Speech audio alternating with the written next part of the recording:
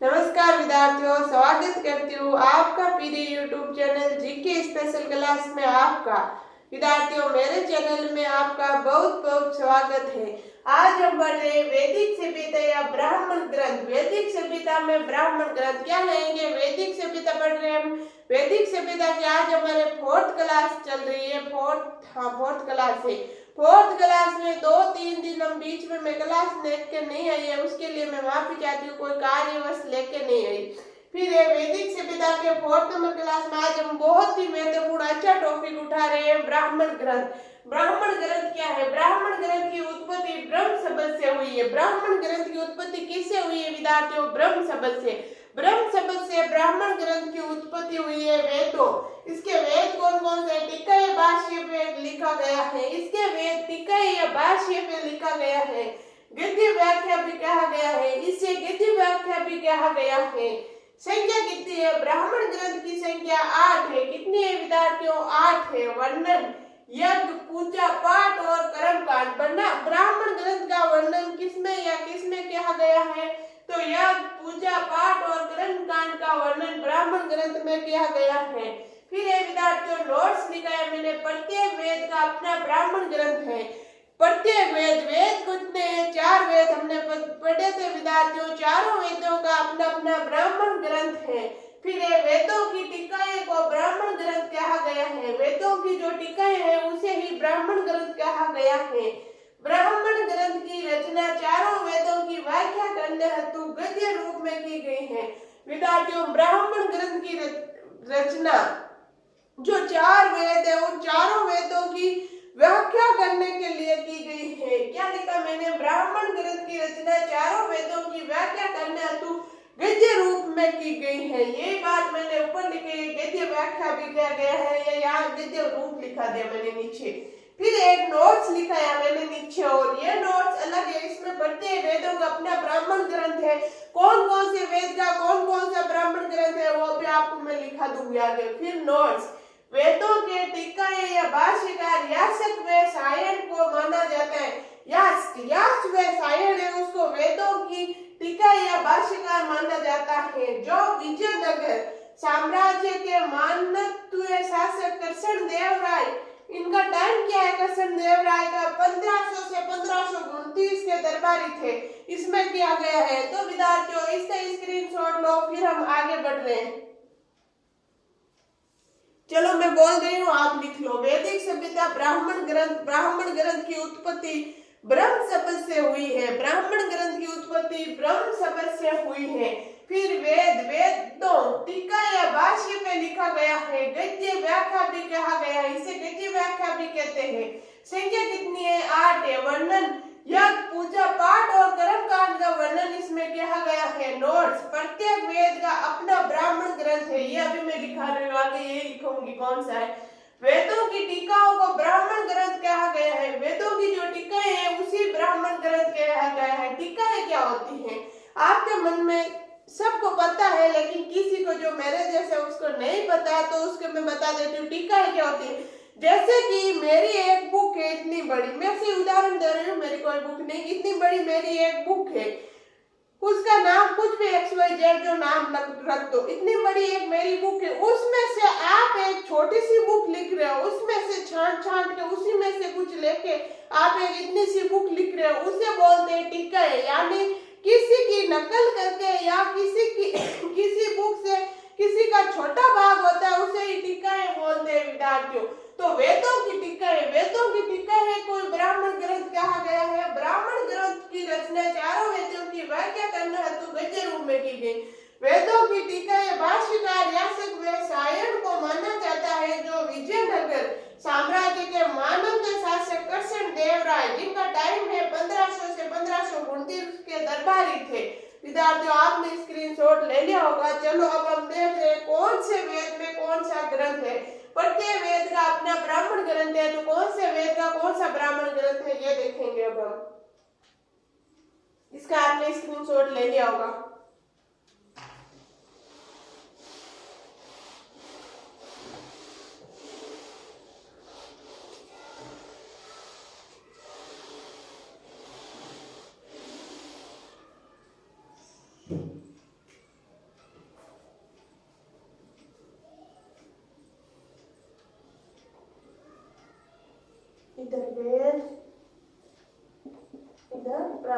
ग्रंथ।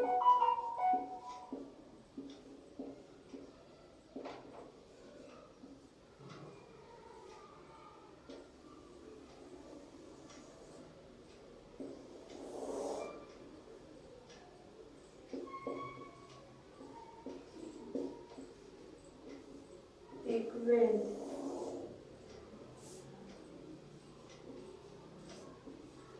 यजुर्वेद,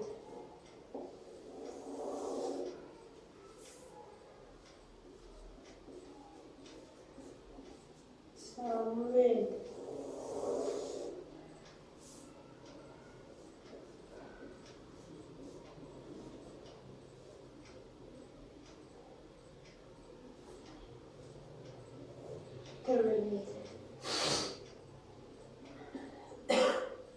सॉरी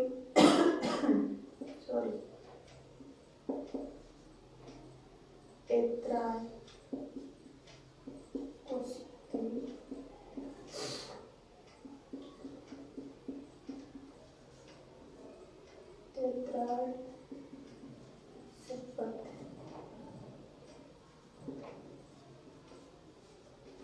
पंचवीस, षड्वीस, जन्मी,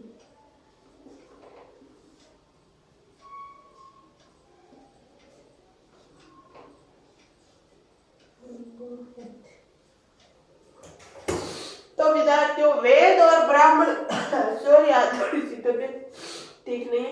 वेद और ब्राह्मण ग्रंथ, वेद और ब्राह्मण ग्रंथ, ऋग्वेद, ऋग्वेद का ब्राह्मण ग्रंथ कौन सा है? ऐत्राय कौशिकी। ऐत्राय और कौशिकी ऋग्वेद का ब्राह्मण ग्रंथ है। यजुर्वेद, यजुर्वेद का ब्राह्मण ग्रंथ कौन सा है? तेत्राय या सतपथ। यजुर्वेद का ब्राह्मण ग्रंथ है तेत्राय या सतपथ। सामवेद का ब्राह्मण ग्रंथ कौन सा है? पंचवीस, षड्वीस, जैमिनी। अर्थवेद का ब्राह्मण ग्रंथ कौन सा है? गोपद। तो विद्यार्थियों आपको ये क्लियर दिखाई दे रहा है, इसका स्क्रीनशॉट लो फिर आगे बढ़िए।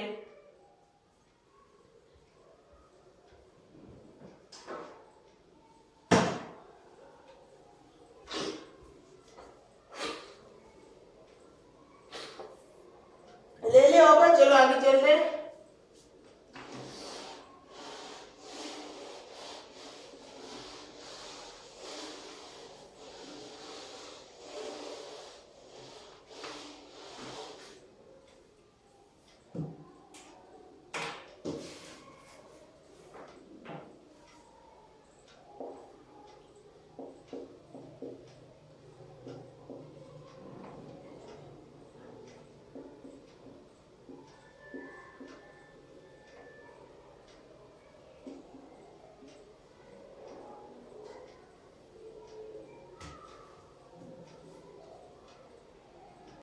चलो विद्यार्थियों आगे देखो। ऐत्रेय बालवन ग्रंथ में जल पलावन की कथा का वर्णन मिलता है। किसका वर्णन मिलता है? जल पलावन की कथा का। फिर ऐत्रेय बालवन में पूत को संसार सागर पर कराने वाली नौका, संसार सागर पर कराने वाली नौका बताया गया है। किसको बताया गया है? पूत को बताया गया है। तो विद्यार्थियों इस दो लाइन का स्क्रीनशॉट लो, फिर हम आगे चल रहे हैं।